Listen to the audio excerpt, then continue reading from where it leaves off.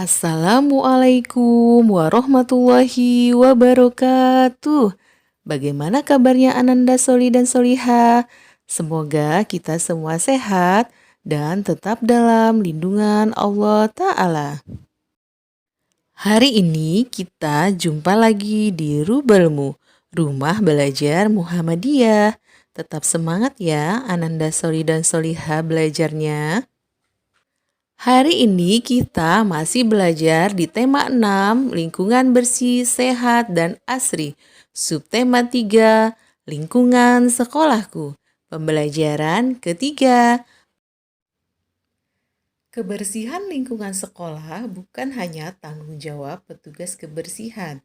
Kebersihan lingkungan sekolah tanggung jawab semua warga sekolah. Semua warga sekolah harus memiliki rasa persatuan dalam menjaga lingkungan sekolah.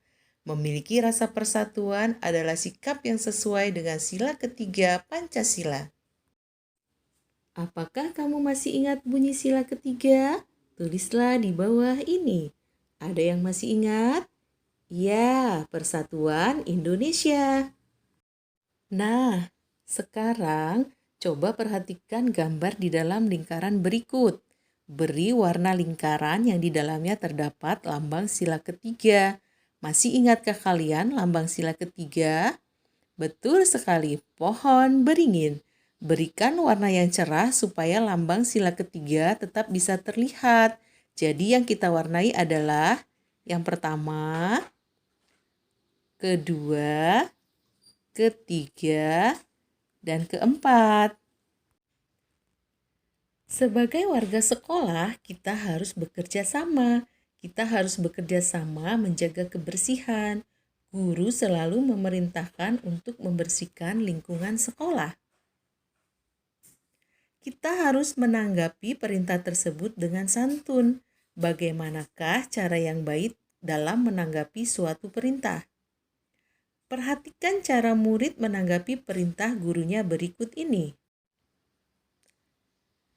Ibu guru berkata, "Dayu, bersihkan papan tulisnya ya." Dayu menjawab, "Ya Bu, segera saya laksanakan." "Edo, jangan lupa bersihkan bekas pekerjaanmu," kata ibu guru. "Siap Bu," jawab Edo. "Dan kamu Beni, bersihkan sampah di bawah mejamu," kata Bu Guru. Kata Beni, "Baik Bu Guru."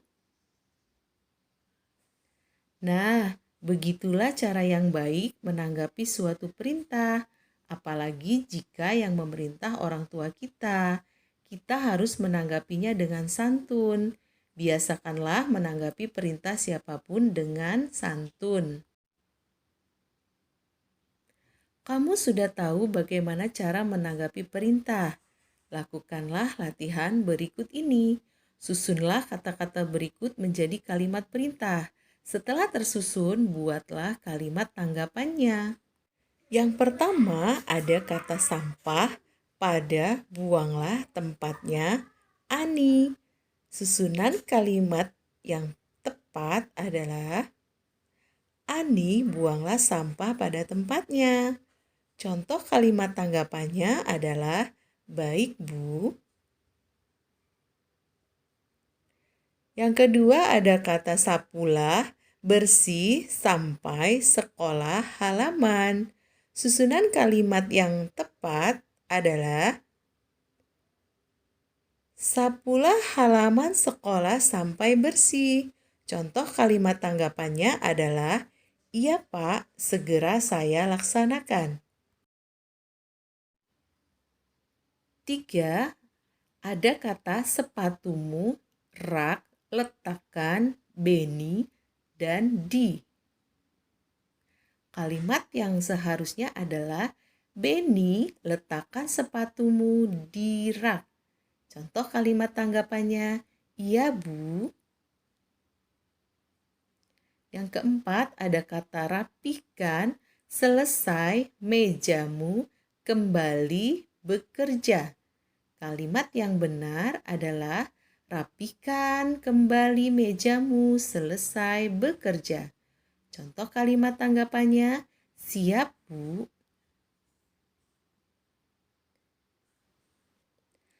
Guru memerintahkan murid-murid untuk mengumpulkan sampah.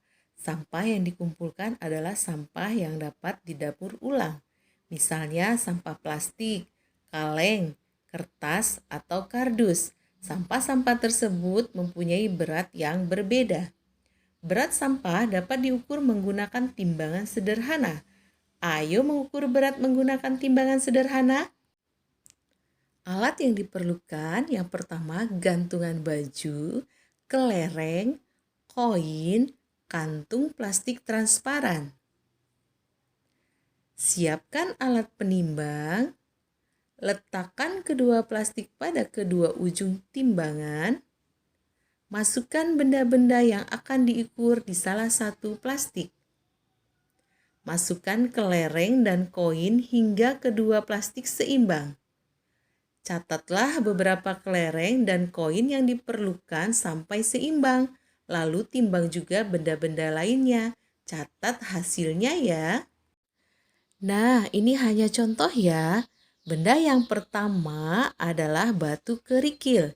Jika ditimbang dengan kelereng sama dengan 1 kelereng. Jika ditimbang dengan koin sama dengan 5 koin. Kemudian benda yang kedua adalah buku tulis. Jika ditimbang dengan kelereng sama dengan 15 kelereng. Jika ditimbang dengan koin sama dengan 75 koin. Kemudian benda yang ketiga adalah pulpen. Jika ditimbang dengan kelereng sama dengan 2 kelereng. Jika ditimbang dengan koin sama dengan 10 koin. Kemudian benda yang keempat adalah penghapus. Jika ditimbang dengan kelereng sama dengan 1 kelereng. Jika ditimbang dengan koin sama dengan 5 koin. Benda yang kelima contohnya adalah penggaris plastik. Jika ditimbang dengan kelereng sama dengan 2 kelereng. Jika ditimbang dengan koin sama dengan 10 koin.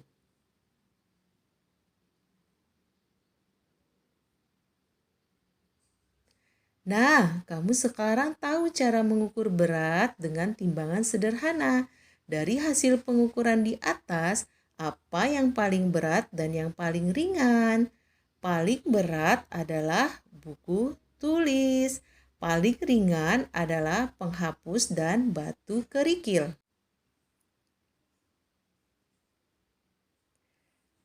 Sekarang, Ananda Solihah kita akan menjawab soal-soal berikut ini.